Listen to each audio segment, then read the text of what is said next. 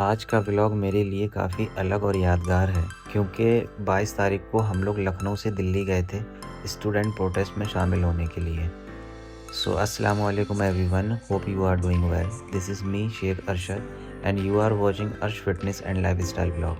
Welcome back to my another video. रात के करीब 2 बजे हम लोग लखनऊ से दिल्ली के लिए रवाना हुए। पूरी रात ड्राइव की, खूब हंसी मजाक हुआ, बातें हुई, म्यूज़िक एंजॉय हुआ और देखते देखते सफ़र आगे बढ़ता गया। ये जो मेरे साथ शख्स हैं, ये मेरे छोटे भाई की तरह मिस्टर गोलू और अल्ताफ़ खान हैं। आप लोग भी इन जनाब की राय ज़रूर सुनिएगा गवर्नमेंट और इस प्रोटेस्ट के बारे में।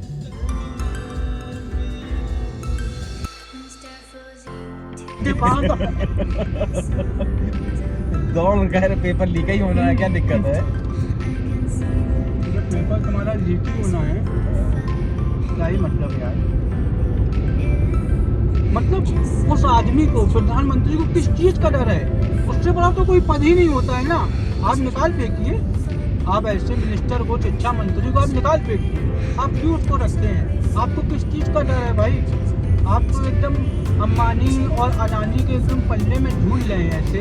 तो आखिर क्यों? आपको तो किसी से नहीं डरना चाहिए। आप तो देश के राजा हैं, आपको क्यों डर है? किस बात का डर है? लेकिन आपके मुंह में दही जमा है। आप तो ऐसा रियलाइज करा रहे हैं जैसे आप कुछ जानते ही नहीं है। आप क्या बोलते हैं, सामने का आधा चड्डा पहने रहते हैं, उनको उनको टारगेट करना है। करीब हम लोग सुबह 7 बजे संभल सिरसी पहुँचे, जहाँ से अपने दोस्त सैम भाई को पिक करना था। फ्रेंड को साथ लिया और सोचा सफ़र आगे बढ़ने से पहले थोड़ा रिफ़्रेश भी हो लिया जाए। वैसे अगर आप संभल सिरसी साइड जाते हैं तो वहाँ की बिरयानी एक बार ज़रूर ट्राई कीजिएगा। मुझे पर्सनली वहाँ की बिरयानी बहुत पसंद है। सच बताऊँ, आज तक मैंने जितनी भी जगह की बिरयानी खाई, उनके मुकाबले इसका टेस्ट मुझे सबसे अलग लगा।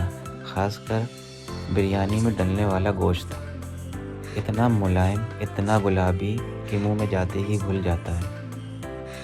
अच्छे से नाश्ता किया, थोड़ा रिफ़्रेश हुए, थोड़ी बातें हुई और फिर हम लोग दिल्ली की तरफ निकल पड़े। खैर, आगे बढ़ते हुए हम लोग गढ़ मुक्तेश्वर पहुँचे और इस रूट पर आने वालों के लिए ये जगह किसी फूड पैराडाइज से कम नहीं है, खासकर नॉन वेजिटेरियन के लिए। यहाँ लाइन से कई मशहूर ढाबे हैं और सबसे ज़्यादा फेमस है हलीम बिरयानी। इतनी तारीफ सुन रखी थी तो हमने भी सोचा चलो ट्राई करते हैं, और जब ट्राई की तो वाकई शानदार थी। अब पेट भी भर चुका था, बॉडी भी पूरी तरह रिफ़्रेश हो गई थी और फिर बिना रुके सीधे दिल्ली की तरफ निकल पड़े। अल्हम्दुलिल्लाह सफ़र आराम से रहा और हम लोग करीब 1:30-2 के बीच दिल्ली पहुँच गए। लेकिन सच बताऊँ, पूरी रात गाड़ी चलाने के बाद बॉडी बिल्कुल जवाब दे चुकी थी। अब दिल्ली आए हो और पार्किंग की टेंशन ना मिले, ऐसा हो ही नहीं सकता। यहाँ पार्किंग मिलना भी अपने आप में एक मिशन है। काफ़ी घूमने के बाद एक मेट्रो स्टेशन के पास पार्किंग मिली, लेकिन वहाँ भी सिर्फ 6 बजे तक की ही परमिशन थी।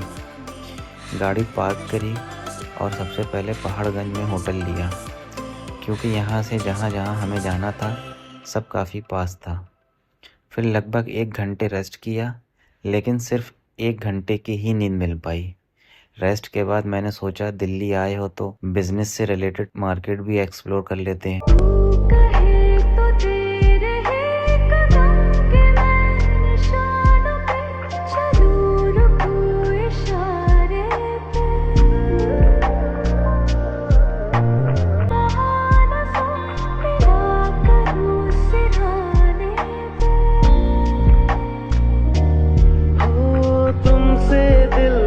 बातें सीखी तुमसे ही, ये राहें सीखी तुम पे मर के मैं तो जी गया।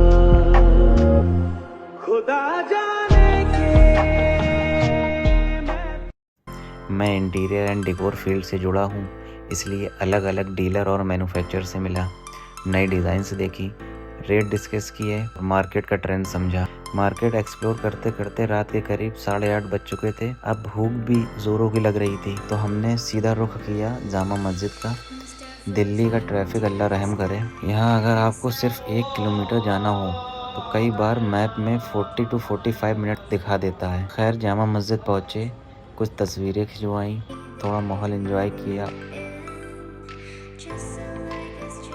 और फिर पहुंच गए मशहूर करीम। वहां जमकर डिनर किया, लेकिन कुछ भी कहो, अपने लखनऊ के खाने की बात ही अलग है। पूरी दुनिया घूम लो, लेकिन जो लज्जत लखनऊ के खाने में है वो कहीं और नहीं मिला। खैर, खाने के बाद जो एनर्जी वापस आई उसकी बात ही अलग थी। अब